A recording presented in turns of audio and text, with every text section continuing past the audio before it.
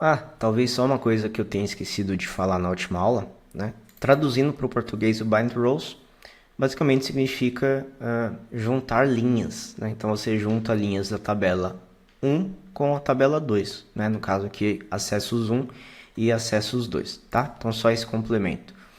Mas vamos agora ao assunto, né, dessa aula, última aula do módulo, que a gente falou um pouquinho sobre os principais objetos em linguagem R, tá? Não só objetos, né, mas como funções, bibliotecas e tudo mais. E agora a gente vai falar sobre SQL DF, né? Deixa eu tirar isso aqui daqui, aqui, pronto. SQL DF, Markdown, Run, boa. Então, esse aqui é o nome já da nossa biblioteca que utilizaremos para manipular dados com linguagem SQL, tá bom? E aí, como que a gente importa nessa biblioteca para o script? Então, sempre utilizando minúsculo aqui, né? Library. E aí, eu coloco o nome do pacote, né? No caso, SQLDF, tá? Então, posso importar. Aqui só algumas mensagens de aviso, nada demais, não é erro. E vocês podem, né, caso não tenham encontrado o objeto, né, se ele não tiver instalado na sua máquina, você pode instalar pelo install packages, tá? E aí também colocar o nome SQLDF. Então, caso vocês não tenham, instalem com esse comando e depois voltem a rodar o library SQLDF, beleza? O SQLDF ele é construído por cima do SQLite, tá? Então, caso vocês queiram, para quem não sabe, né, SQL ele tem vários dialetos, né? E para você saber exatamente qual que é o dialeto, né, utilizado no SQLDF, aí basta você olhar a documentação do SQLDF, tá bom? Do SQLite, desculpa. E aí você consegue ver quais são as formas de realizar todas as funções que você precisa. Bom, então a ideia aqui é a gente trabalhar e fazer uma query simples, né? Aqui a gente tem nossa tabela de acessos e eu vou querer dar um select nessa tabela de acessos com linguagem SQL, pegando, por exemplo, todas as linhas, né?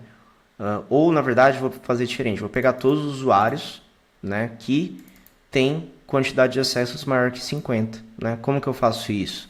Então, basicamente, SQL df, né, entre parênteses, aí eu coloco a minha query, eu coloco como string, né, como caractere. Então, select user id, né, é o que eu quero, from, né, da tabela acessos. Então, quero pegar o user id, selecionar user id da tabela de acessos, where, né, onde a quantidade de acessos é maior que 50.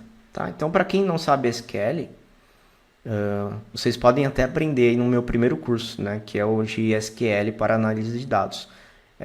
Para mim, eu considero uma linguagem obrigatória. Tá? Se você não sabe, eu acho super importante. Se você quer entrar na área de dados, a linguagem SQL é obrigatória. Tá? Então, é isso que a gente vai fazer. E vou rodar. Então, ele trouxe o usuário 5 e o usuário 7. Né? Eles têm aqui ó, 5 e 7. Um tem 56 acessos e o 7 tem 72 acessos. Pronto.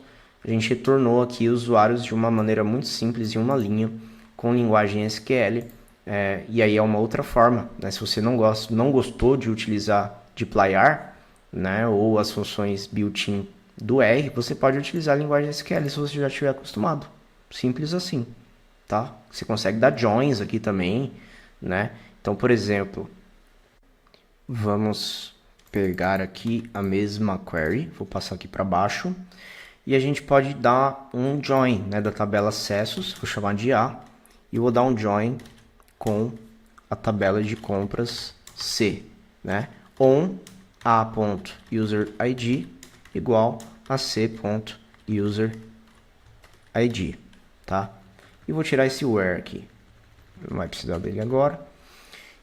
Então, basicamente, o on, né, para quem não conhece SQL, o on ele vai servir ali como chave para a gente dizer qual que é o relacionamento das duas tabelas, qual que é a chave de ligação, que é o user ID, da mesma forma que a gente colocou lá no by, quando a gente fazia os joins, tá vendo aqui? Então a gente coloca o by aqui, e aqui a gente precisa colocar o on, né, para dizer qual que é a relação entre as tabelas, tá? Então, se eu rodar isso aqui,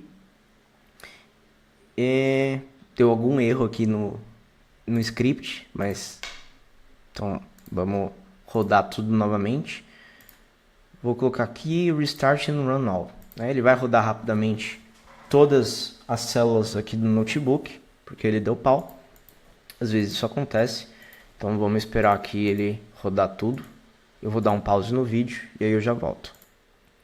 Aí aqui legal, rodou tudo, mas ele trouxe um erro, né? Aí sempre quando dá um erro é bom a gente ler antes de entrar em pânico. Bom, aqui ele fala que tem um nome de coluna ambíguo, né? Que no caso é o user ID. Né? Obviamente, a gente tem o user ID nas duas tabelas. Quando eu quero selecionar o user ID aqui, eu não estou dizendo de qual tabela eu quero selecionar. Então eu vou colocar aqui o A ponto, que é o alias, né? O apelido que a gente deu para a tabela acessos. E aí eu posso rodar e agora sim ele trouxe os usuários que têm compras e acessos, porque é um inner join aqui que a gente está dando. Tá bom? Então a gente poderia ter feito todos os joins lá que eu mostrei para vocês com linguagem SQL também. Tá? Então só para vocês saberem que existe essa biblioteca e te dá uma certa flexibilidade de utilizar a linguagem que você bem entender.